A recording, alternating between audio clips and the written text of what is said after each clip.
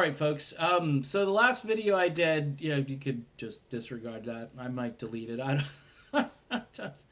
um, maybe I'm just ill-informed on it. A lot of people were critical of my analysis, and a lot of things. Again, when I say in the videos themselves that I'm kind of a work in progress and I'm evolving on issues and I'm learning new things, I've been really a conservative or a libertarian for a good chunk of my political life. I was not politically aware really till the 1990s, and then, my positions have, the house of cards has been falling for a while. So, yeah, was that last video kind of knee jerk? Yeah, it was kind of knee jerk. Okay, was it kind of analyzing strategy rather than policy? Yeah, it was. It was. Do I have principles on these issues? I do, but I'm also looking at the politics of things. And I think when Jimmy Dore, for instance, says, give Americans what they want, right? Americans want Medicare for all. He's like, Republican voters want Medicare for all by a small majority. They do. Public college education. Americans want that. Makes sense to me. We can pay for it. We're already paying up through high school. And there are high schools in every town. So we can make college or vocational, as Tulsi Gabbard says, and I'm a firm believer that if you want to get into the workforce quicker and earn a living for yourself, there should be a vocational path that's just as accessible as the 4-year standard gotta go to college education that everybody just keeps pounding into everybody collectively, which I think people on the left and the right now are starting to realize that the whole college thing is kind of a scam. What else? I mean, okay. So I want to focus on big ticket issues. Somebody who follows me over on Twitter, I follow them back. Hoot Hoot Burns tweets out, in addition to Sanders' advantage over Trump, this is a poll, on key domestic issues. The poll also suggests that his approach to global affairs is more in line with the views of the electorate. Specifically, we find that voters overwhelmingly reject U.S. involvement in the Saudi Arabia-led war in Yemen. A foreign policy controversy that has pitted Sanders against Trump in recent months. Voters oppose the U.S. providing military aid to Saudi Arabia in its war in Yemen. Get this. By a margin of 47 points in Michigan. This is why you stick to the big issues. And maybe you punt on some of these other questions. I don't know. You have an opinion, and I get it. CNN, they're going to throw traps at Tulsi and Bernie all day long. And then dupes like me, I'm going to fall for the traps. And I'm going to worry about, who gets to vote in prison. All right, anyway, 40 points in Wisconsin, 61-21. And 35 points in Pennsylvania, 57% opposed, 22 support. This is providing military aid to Saudi Arabia so they can fight a war in Yemen. Okay, so again, big ticket items, Medicare for all, education, free public education. And by the way, the wording on all of these proposals needs a huge overhaul. Because, again, I'm talking strategy, and this is from a strategy perspective. What do you call free public education for college? You just say K through 16. I don't know what you do, but you got to incorporate, because people understand, hey, K through 12, that's free, right? That's public education. K through 16.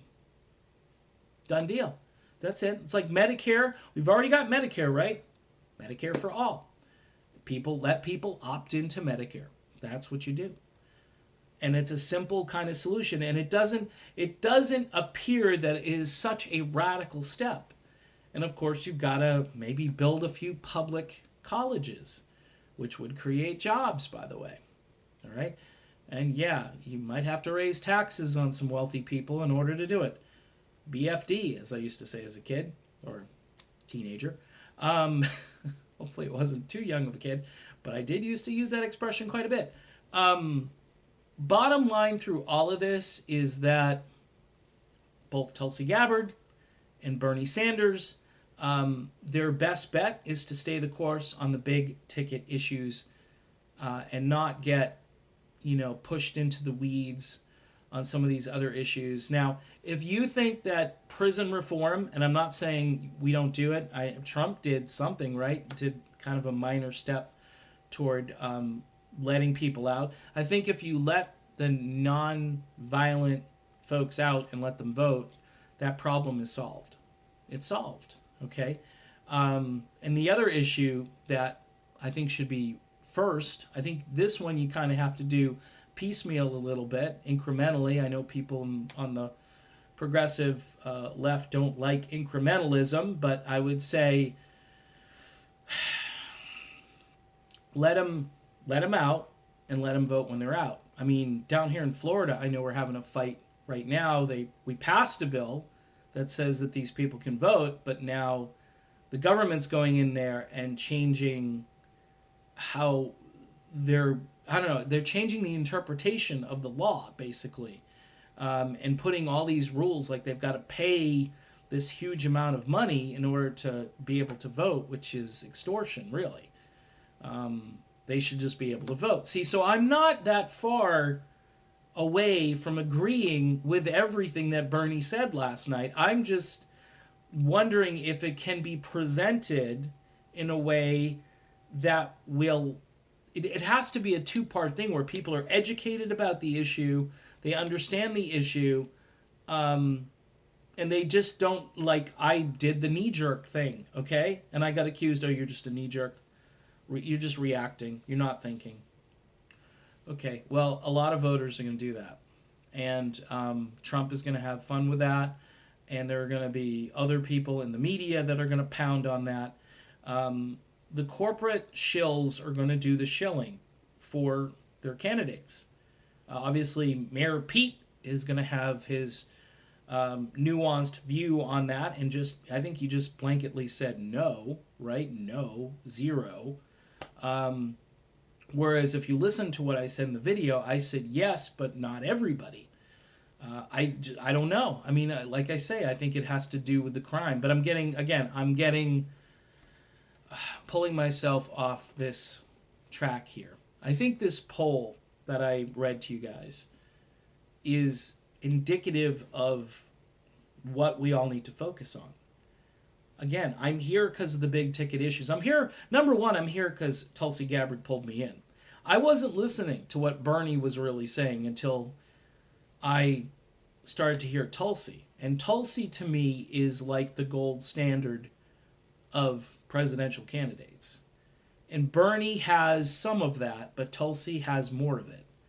And Tulsi is also outspoken about free speech, about Julian Assange, which Bernie hasn't touched with a 10-foot pole yet.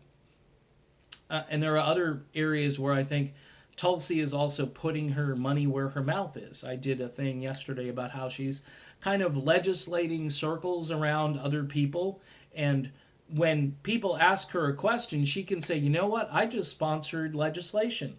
There's a bill, okay? And bills can become laws, and if you have co-sponsors and then you have people actually vote for the bill, and yeah, I know the Senate is going to be a tougher go, but you got to start somewhere. And maybe it's just all for show until you get progressive voices in both chambers that will actually get things done. And of course, you need a president who won't veto it. So, again, big ticket items are the most important to me as a former Trump supporter, realizing that we need true, real, progressive politics and policies to get things done. And apparently, the people in the Rust Belt agree with me. And I'm not saying they don't agree on what Bernie talked about last night. You'd have to poll them on that stuff. But my focus here on this channel is to talk about what I believe can be unifying and game-changing issues that can unite, but also can move the country forward. And if we get, we get caught in the weeds on these other issues, Trump might win again. I don't think he can win again. And my other thought on the Trump situation is, I don't think he wants to win a second term. And we'll talk about that in other videos. But maybe I'm being presumptuous, but I think he's had enough. I think the Russia stuff, if you're looking to be, I guess positive on Russiagate, I think it was kind of like a rope-a-dope a little bit with Donald Trump. I think, and the fact that they're just continuing on and on and on, and that's their strategy. And that's, again, a wear them down, kind of, Cloward and Piven thing, and let's just beat them into submission. Keep in mind, the same people could do this to Bernie Sanders or Tulsi Gabbard. They could, because they're not corporatists.